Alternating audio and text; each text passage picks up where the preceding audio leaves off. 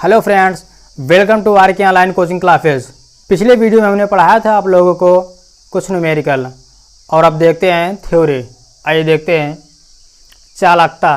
चालकता किसे बोलते हैं और इंग्लिश में बोलते हैं कंडक्टिविटी।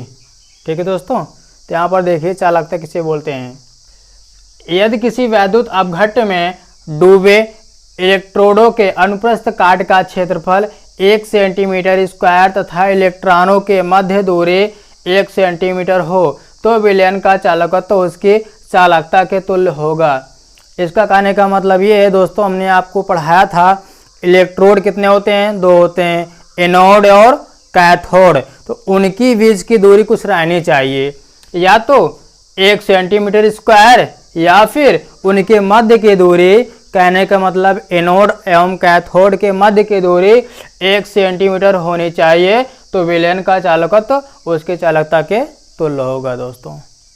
ठीक है, तो देखते हैं अगला पॉइंट, मोलर चालकता, मोलर कंडक्टिविटी। ठीक है दोस्तों, यहाँ पर देखिए 1 मोल विद्युत अपघट्ट के विलयन जिसमें इलेक्ट्रोडों का अनुप्रस्थ काट का क्षेत्रफल 1 सेंटीमीटर स्क्वायर तथा बीच की दूरी 1 सेंटीमीटर है कि चालकता मोलर चालकता कहलाते हैं। सेम टू सेम दोस्तों इसी प्रकार का है। इसमें भी है कि 2 इलेक्ट्रोड पाए जाते हैं, एक एनोड एवं कैथोड। ठीक है, इसमें भी यही देखना है 1 सेंटीमीटर स्क्वायर या तो उनके बीच की दूरी 1 सेंटीमीटर होनी चाहिए और उनकी चालकता मोलर चालकता कहलाती है दोस्तों। कहने का मतलब ये है इलेक्ट्रोड 2 होते हैं, एक एनोड और कैथोड, उनकी बीच की दूरियां 1 सेंटीमीटर स्क्वायर या फिर 1 सेंटीमीटर होनी चाहिए और उसे ही मोलर चालकता बोलते हैं। ठीक है, अगला पॉइंट है आपका अनंत मोलर चालकता। देखिए यहाँ पर मोलर चालकता डेलियम के अधिकतम मान को अनंत मोलर चालकता कहते हैं। कहने का मतलब ये है, अगर गिनती लिखी जाती है यहाँ पर 1 2 3 4 dot dot dot dot infinitive, इसका मतलब ये है आप गिनती गिनते जाइए लेकिन ख़त्म नहीं होगी। क्यों? क्योंकि आगे लगा है इन्फिनेटिव और इन्फिनेटिव की हिंदी होती है अनंत, जिसका कोई अंत ना हो। ठीक है दोस्तों, तो यहाँ पर भी वही काम है, मोलर चालकता डेलियम के अधिकतम मान को अनंत मोलर चालकता कहते हैं। जो आपका मोलर चालकता का मान आता है वो डेलियम का मान कहलाता है और उसी अधिकतम मान को मोलर चालकता कहते हैं। इसे डेलियम की पावर इन्फिनेटिव से प्रदर्शित करते हैं दोस्तों। इसमें केवल इतना ही जानना है, इन्फिनेटिव मतलब अनंत होता है जिसका कोई अंत ना हो। ठीक है दोस्तों, देखते हैं फिर अगला टॉपिक। दोस्तों अगला टॉपिक है हमारा फैराडे का विद्युत अपघटन का प्रथम नियम। तो आइए देखते हैं। विद्युत अपघटन के दौरान किसी इलेक्ट्रॉन पर मुक्त हुई पदार्थ की मात्रा प्रवाहित होने वाली विद्युत धारा की मात्रा के समानुपाती होता है। अर्थात यहाँ पर देखिए जो W है हमारा वो है पदार्थ की मात्रा। W को पदार्थ की मात्रा बोलते हैं, Q को बोलते हैं प्रवाहित होने वाली विद्युत धारा।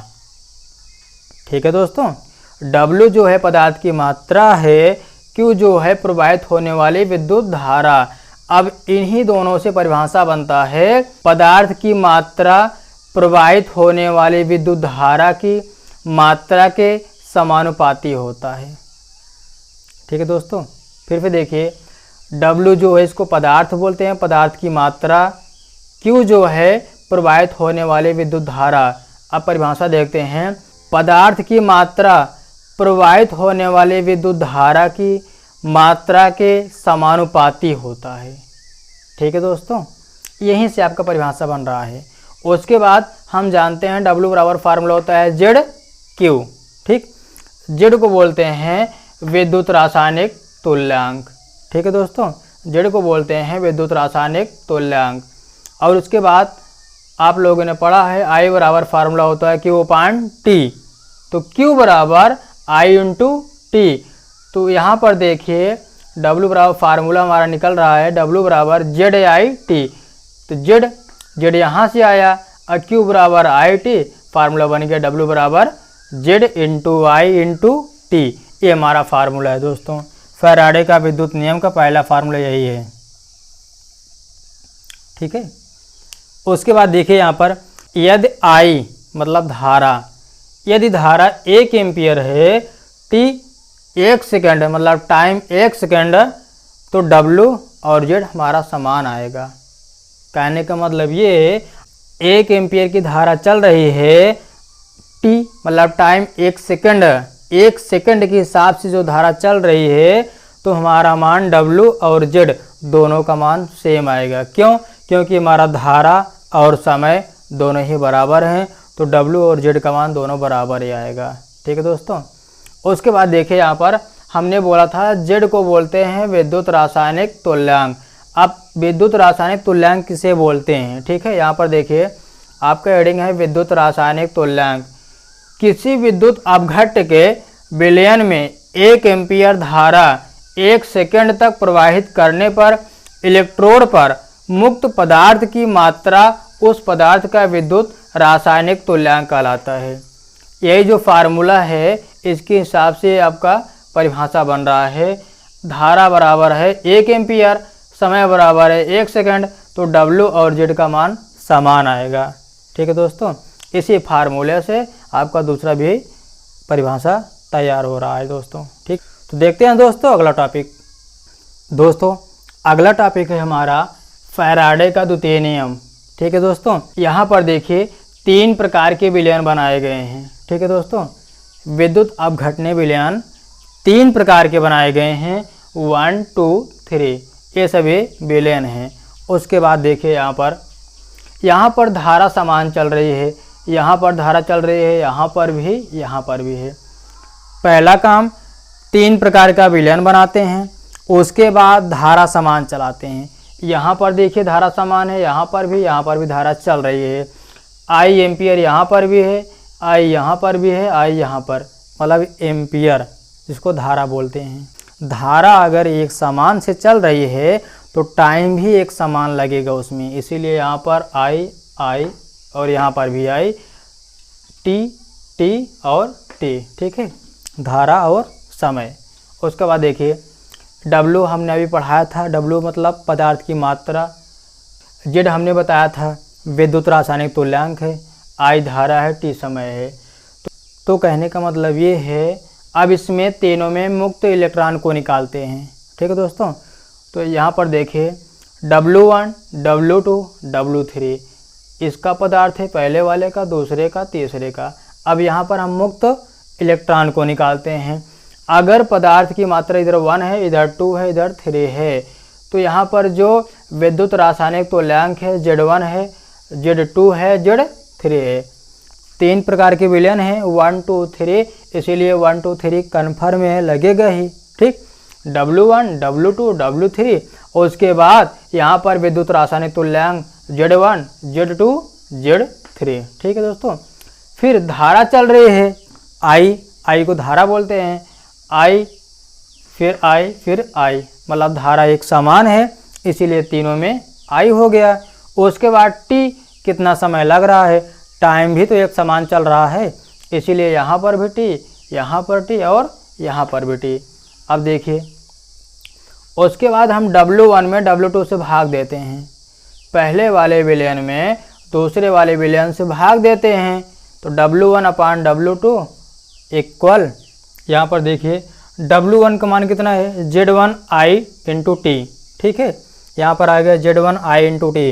W2 का मान कितना है, Z2 I into T, Z2 I into T. अब IT से IT कैंसिल हो गया, बचा हमारा Z1 अपान Z2 किसके बराबर, W1 अपान W2 के बराबर, ठीक है दोस्तों। इसी प्रकार अब इसमें काटते हैं, दूसरे विलयन को तीसरे विलयन से काटते हैं, मतलब भाग देते हैं, ठीक है।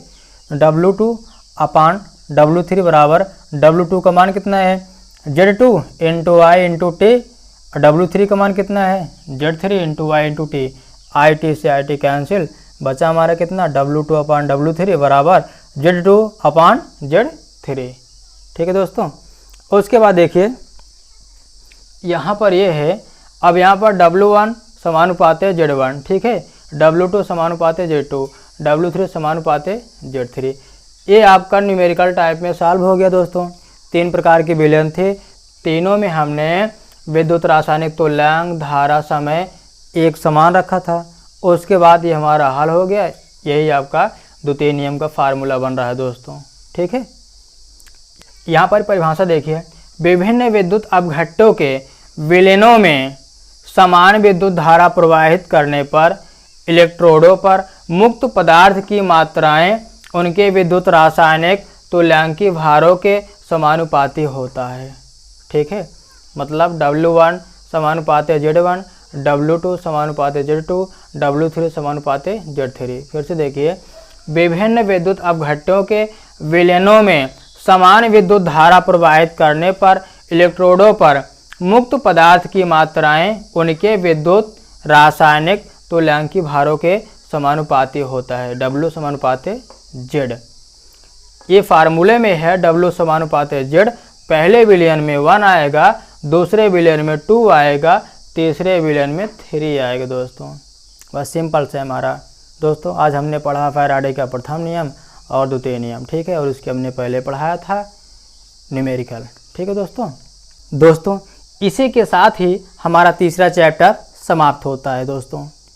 अब कल से पढ़ाएंगे अगला चैप्टर, ठीक है दोस्तों। चलते चलते इस वीडियो को लाइक और चैनल को सब्सक्राइब करना ना भूलें, ताकि केमिस्ट्री से संबंधित हर प्रकार की वीडियो आप तक पहुंचती रहें, ठीक है दोस्तों। और आप लोग अच्छे से मेहनत करिए, आगे बढ़ते रहें। ओके दोस्तों, बेस्ट ऑफ लक।